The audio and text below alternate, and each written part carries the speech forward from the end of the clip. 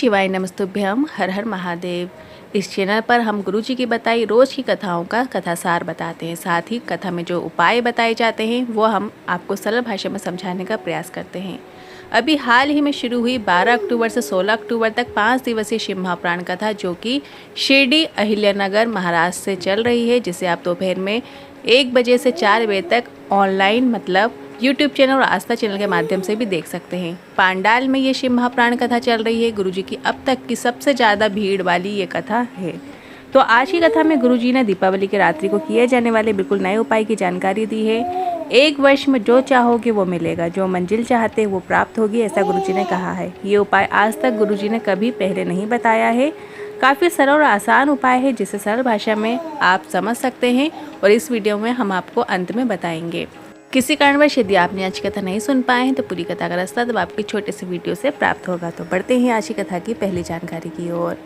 गुरुजी ने कहा, शिव महाप्राण की उमा संहिता कहती है, शिव पर चढ़े हुए जल का आचमन कायिक, वाचिक और मानसिक 3 प्रकार के पापों को नष्ट कर देता है। इसलिए रोज शिवलिंग पर 1 कलश जल चढ़ाएं और जो जलाधारी से जल प्राप्त हो रहा है उसका थोड़ा सा 1 बूंद ही जल का आचमन जरूर कीजिएगा। आपके जो कायिक, वाचिक और मानसिक पाप है वो नष्ट हो जाते हैं। बढ़ते हैं आज की कथा की दूसरी जानकारी की ओर। गुरुजी ने कहा, जो शिव महाप्राण कथा का श्रवण करके जाता है वो ये समझे कि वो शिव की शरणागति प्राप्त करके जा रहा है। शिव पर चढ़े हुए जल का आचमन करके वो जा रहा है। बढ़ते हैं आज की कथा की तीसरी जानकारी की ओर। जब कभी हम किसी तीर्थ जाते हैं और वहाँ का जल लेकर उसका छिड़काव जब हम हमारे घर पर करते हैं तो हमें उस तीर्थ में जाने का फल प्राप्त हो जाता है।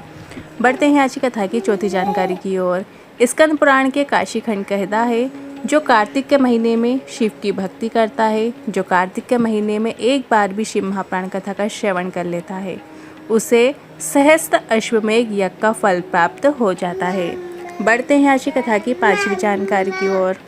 आपके घर के नज़दीक में जो भी देवादेव महादेव का मंदिर हो, उस मंदिर में दीपावली के दिन जाकर 1 दीपक ज़रूर प्रज्वलित कीजिएगा और आपको भी वही फल प्राप्त होगा जो काशी में देवताओं के द्वारा दीपक लगाने पर प्राप्त हुआ था।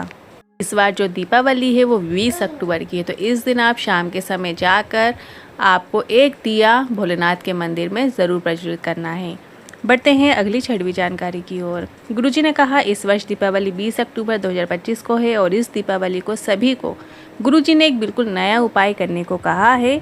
बहुत यदि प्रयास कर रहे हैं, जीवन में सफलता मिल नहीं रही है, जो पद चाहते हैं वो नहीं मिल रहा है, जीवन में कार्य सिद्धि के लिए, किसी भी क्षेत्र में सफलता प्राप्ति के लिए आपको ये उपाय करना है। आपको दीपावली के दिन 1 बेलपत्र शंकर भगवान को स्पर्श कराकर अपने घर जरूर लाएं।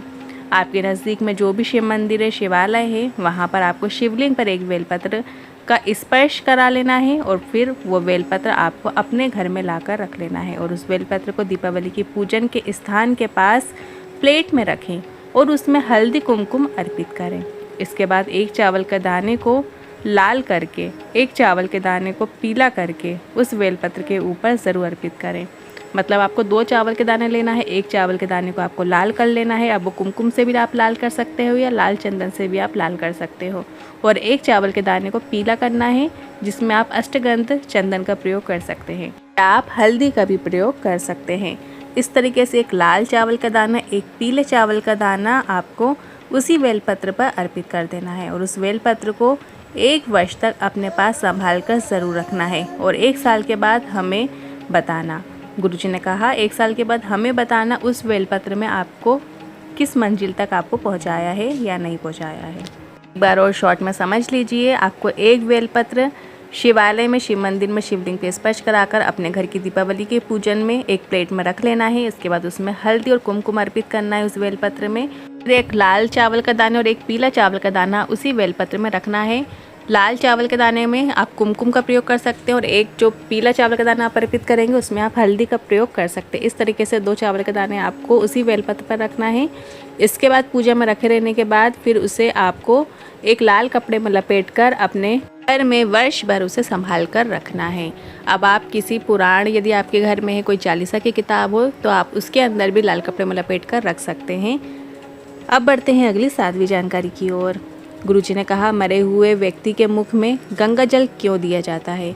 ये अगर आपसे कोई पूछे तो आपको बताना है, यमराज के भेसे ने बताया, शिव जी ने मुझे यमराज को दिया है। शिव जी की कृपा से मुझे ये पद मिला है। और शिव पर चढ़े हुए जल का आचमन अगर कोई कर लेता है तो उसे नरक के भोग नहीं भोगने पड़ते। अब बढ़ते हैं अगली 8वीं जानकारी की ओर।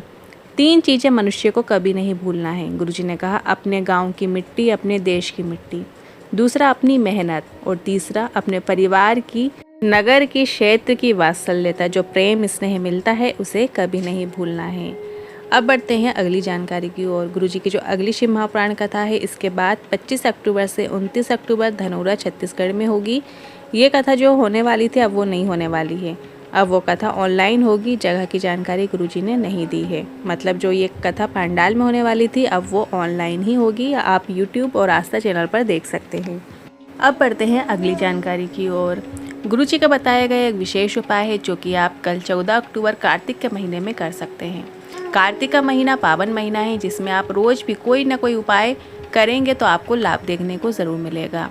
तो ऐसे में आप जैसे कल के दिन 14 अक्टूबर कार्तिक मंगलवार के दिन, नौमी तिथि के दिन आप यदि शिवालय जाते हैं तो शिव मंदिर में एक कलश जल अर्पित तो आपको करना ही है। जो जलाधारी से जल आ रहा है उसे तो आपको झेलना ही है, साथ साथ आपको 5 चावल के दाने अर्पित करना है। अब 5 चावल के दाने आपको कहाँ कहाँ कैसे अर्पित करना है वो ध्यान से सुनिएगा। 1 चावल का दाना आपको जलाधारी में जो गणेश जी का स्थान है वहाँ पर अर्पित कीजिएगा। दूसरा चावल का दाना आपको कार्तिकेय भगवान के स्थान पर अर्पित करना है। तीसरा चावल का दाना आपको अशोक सुंदरी माता के स्थान पर अर्पित करना है। चौथा चावल का दाना आपको जो गोल कटी भाग होता है, माता पार्वती के हस्त कमल होते हैं, वहाँ पर अर्पित करना है। यह आपके अटल सौभाग्य देने का स्थान होता है।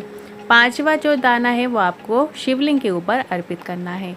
इस तरीके से 5 चावल के दाने अर्पित किए जाते हैं।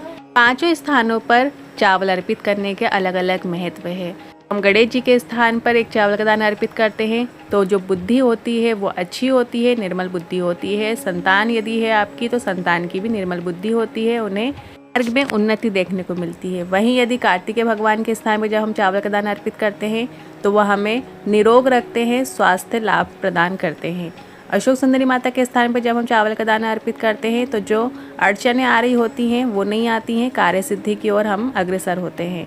और यहीं हम चौथा स्थान जो बताया गया है माता पार्वती के हस्त कमल, वहाँ पर हम अर्पित करते हैं तो वो हमें सौभाग्य देती हैं।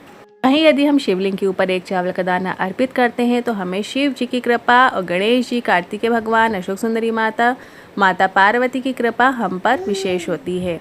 आज के इन उपाय से जुड़े मन में कोई सवाल या क्वेश्चन है तो कमेंट के जरिए पूछ सकते हैं। वीडियो थोड़ा भी उपयोगी लगा हो तो वीडियो को लाइक करके कमेंट बॉक्स में हर हर महादेव जरूर टाइप कीजिएगा। श्री शिवाय नमस्तुभ्यम।